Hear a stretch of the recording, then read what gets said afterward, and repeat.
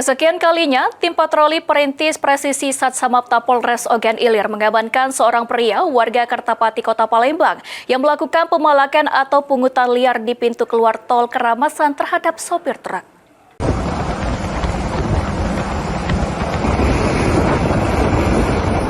Beginilah saat polisi menangkap tangan pelaku pungli. Warga Kertapati Palembang, pelaku ditangkap polisi untuk yang kedua kalinya melakukan pemalakan kepada sopir di eksit tol Keramasan Pemulutan Ogan Ilir. Kanit Turjawali Satsamapta Polres Ogan Ilir, Aibda Beni Harmoko mengatakan, penangkapan pelaku berawal dari laporan sejumlah sopir truk dan pengguna kendaraan pribadi yang merasa resah dengan aksi pungli di lokasi eksit tol Keramasan.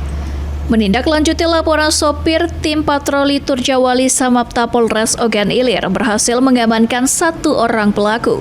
Pelaku berinisial B berumur 31 tahun, warga Kertapati, beraksi dengan modus mengatur arus lalu lintas secara ilegal dan meminta uang kepada pengendara yang melintas.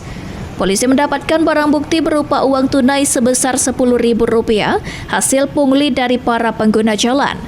Polisi menghimbau kepada kendaraan yang melintas untuk tidak memberikan uang agar pelaku tidak kembali lagi ke tempat tersebut.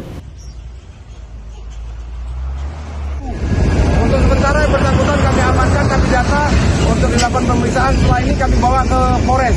Kami dari Satsamapta Polres Ogan Ilir menghimbau bagi masyarakat pengguna jalan baik yang masuk tol maupun keluar tol, kalau ketemu masyarakat seperti ini, jangan dikasih uang. Kalau dikasih uang, dia akan kembali lagi seperti kami amankan sekarang. Jadi kami dari tim patroli perintis presisi menghimbau kepada masyarakat. Ahmad Romawi, PAL TV.